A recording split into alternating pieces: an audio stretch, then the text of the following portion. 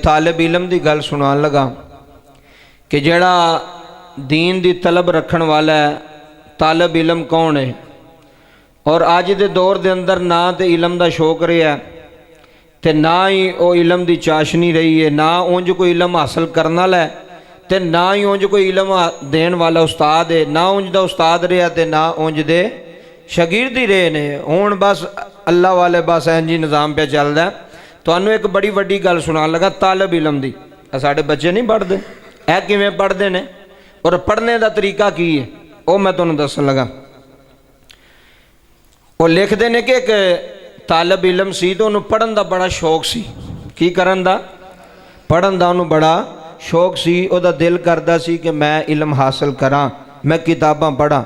और उस दौर के अंदर, पुराने दौर के अंदर उदों तो ना कोई बिजली का इंतज़ाम सी, ना कोई लाइटां का इंतज़ाम सी, तो शौक उन्होंने बड़ा सी कि मैं इलम हासिल करा, मैं पढ़ा। आ गल जरा समझिया जे। उन्हें दिने तो किताब लैके बह जाना पढ़ना। अजकल असी धक्के नाल बच्चों को पढ़ाने, माँ भी कुटदी है, प्यो भी कुटदा, वो पढ़ जा पुत्र, पढ़ जा पुत्र, फिर भी आंदा मैं नहीं पढ़ना, जाओ जो मर्जी कर लो, मैं नहीं पढ़ना। हुण जुमले सुनिया जे। बाबा जी उस बच्चे ने बड़ा शौक सी इलम हासिल करने। दिने तो उन्हें सूरज की रोशनी च पढ़ लेना तो रात को बिजली होंदी कोई नहीं सी, इको बिल्कुल बंद करो। इधर तवज्जो फरमाया जी। रात को रोशनी होनी कोई ना। तो हुण उस बच्चे ने जौक नाल शौक नाल पढ़ना तो उन्हें बड़ी टेंशन लगनी। तो जिथे वो बच्चा पढ़ता सी ना बाबा जी बह के, वो सामने एक हिंदू की दुकान सी कपड़े की। उन्हें सोचिया, उन्हें कहा भी यह हिंदू की दुकान है तो मैं हिंदू नाल गल करना भी तुहाडे दुकान के अंदर माल भी है बड़ा, समान भी बड़ा है, तो रात को तुसीं इंज करो कि अपनी जिहड़ी है ना दुकान उहदे बाहर एक दीवा बाल छड़िया करो, तो नाले मैं मेरा मकसद भी हासिल हो जाएगा, मैं उत्थे बह के किताब पढ़ांगा और मुफ्त विच तुहाडी दुकान की रखवाली भी करांगा। सुनियो गल, एवं नहीं पढ़िया जाता।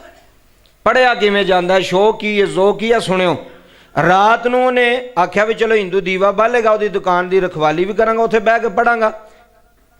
हिंदू को आ गया, आखन लगा जी मैं पढ़ना चाहना वा लेकिन रात को मेरे को इन्ना कोई बंदोबस्त नहीं दीवे का हो सकता, तो तुहाडी दुकान है, तुसीं दुकान के बाहर दीवा बाल छड़िया करो, नाले मैं पढ़ ला करांगा, नाले तुहाडी दुकान की रखवाली भी कर छड़ांगा, फ्री विच सिक्योरिटी गार्ड मिल जाएगा तुहानूं। वो हिंदू जिहड़ा सी उहनूं गल पसंद आई। उन्हें कहा ठीक है पुत्र कोई गल नहीं। उन्हें रात को ना दीवा बाल छड़ना तो बच्चे ने किताबां लैके ना रात को उस दीवे की रोशनी में उस दुकान के सामने बह के पढ़द्या रहना, इलम हासिल करद्या रहना। गल बड़ी सुनने वाली। 1 साल तो बाद वो हिंदू ने जो पूरा अपना सालाना खर्चा कढ़िया ना, उन्हें वेख्या भी यह जिहड़ा मैनू जिहड़ी मैं लाइट बाली है बाहर दीवा बालिया, यदा तो मैनू बड़ा खर्चा आ गया तेल का, तो मैं फायदा भी कोई नहीं। इत्थे मार्केट के अंदर किहड़ी चोरी चकारी होंदी भी अज तक तो किसी की होई कोई नहीं, तो मैं फ्री विच ही मुसलमान बच्चे ने दीवा बाल के दे छड़ना। जहानत सी ना इंज दी छोटी सोच। उन्हें आख्या मैं दीवा बंद कर देना, मेरे को इन्ना खर्चा नहीं होंदा दीवा बालन का, तेल खर्च करन दा। उन्हें बच्चे ने कहा भी मैं अज तो बाद दीवा नहीं बालना, तू अपना बंदोबस्त कर जाके, मैं फजूल खर्ची नहीं कर सकता। हुण बच्चे नूं बड़ी तड़प सी इलम दी, बच्चे नूं अंदर अग सी इलम दी कि मैं इलम हासिल करा, मैं कुछ बनना चाहना, कुछ बन के दसा है। वो ना रोन लग पिया, अद्धी रात तक रोंदा रहा भी मैं हुण किधर जावांगा, किवें पढ़ांगा, किवें वड्डा बंदा बनांगा। अद्धी रात तक वो ऐसे सोच विच ना तड़फदा रहा, रोंदा रहा।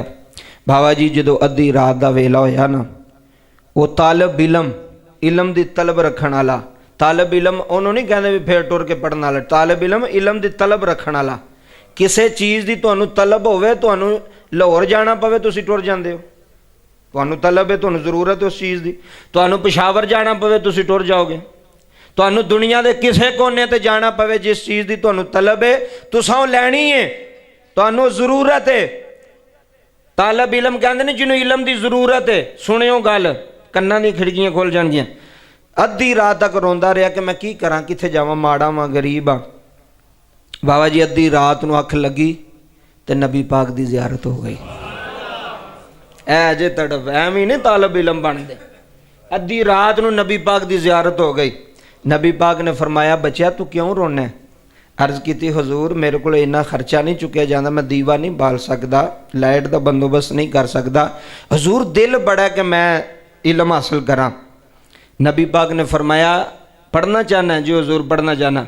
फरमाया चल इंज कर, सुबह सुल्तान महमूद गजनवी को जावी। है हुण वेख्यो किवें रुख फिरन लगा।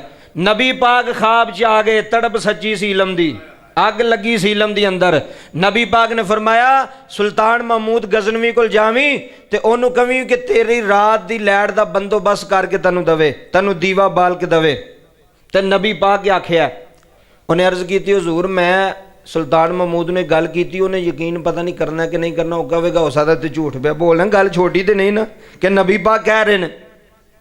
हजूर मेरे को सबूत की होगा, अगर वो मेरे को सबूत मंगे, दलील मंगे कि वाकई तेन नबी पाक ने कहा, तो नबी पाक ने फरमाया बचिया जदों तेरे को सुल्तान महमूद यह दलील मंगेगा ना, तो तू उन्होंने कहना में कि बादशाह नबी पाक सल्लल्लाहु अलैहि वसल्लम ने फरमाया कि तेरी जिंदगी का मामूल सी तू राती सौण तो पहला 5000 मरतबा साढ़े ते दरूद पढ़ना सा।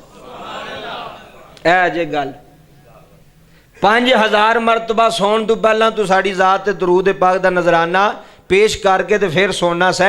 हुण किन्ने दिन हो चले ने तेरे गफलत विच पे गुजरदे ने, तेरा तोहफा नहीं सानू आ रहा, तेरी अकीदत नहीं सानू आ रही। ऐ सुनियो गल, ईमान ताज़ा हो जाएगा, दिल की खिड़की खुल जाएगी। वो बच्चा टुर गया सुल्तान महमूद को, कहने लगा जी मैनू नबी पाक ने भेजिया तो मेरी रात की लैट का बंदोबस्त करो, दीवा बाल के दो, मैं पढ़ना चाहना।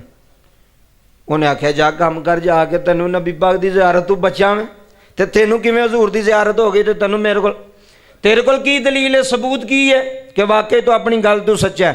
उन्हें कहा जनाब मेरे को सबूत है वे कि तुसी हर रात नू सौण तो पहला 5000 मरतबा नबी पाक ते दरूद पढ़ते हो, तो किन्ने दिन हो गए ने तुहाड़ी हाज़री नहीं भी लगती, तुसी दरूद नहीं पे पढ़ते, अपने काम च मसरूफ हो गए हो।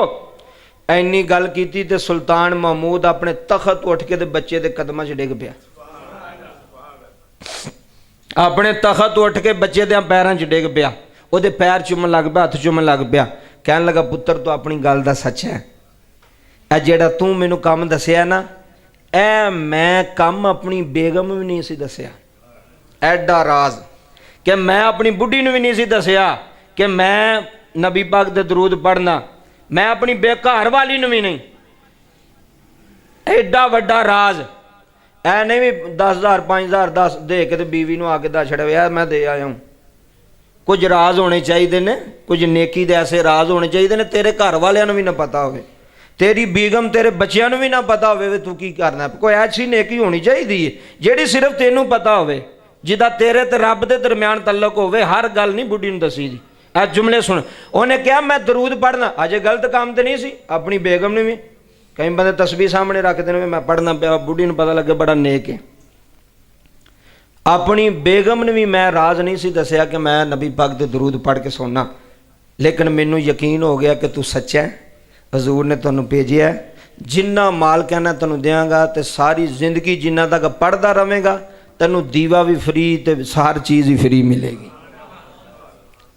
सारी गल का निचोड़ की निकलिया, तलब सच्ची, लैन की तलब सच्ची, पढ़न का शौक, पढ़न का शौक सी ते अगले आ गए ने ना ख्वाब, पढ़न का शौक सी ते सुल्तान महमूद को भेजिया सी ना, ते जे अंदर शौक ना होवे, अंदर तलब ना होवे, तो फिर बंदा जिन्नी मर्जी भी कोशिश कर ले हासिल हो सकता नहीं।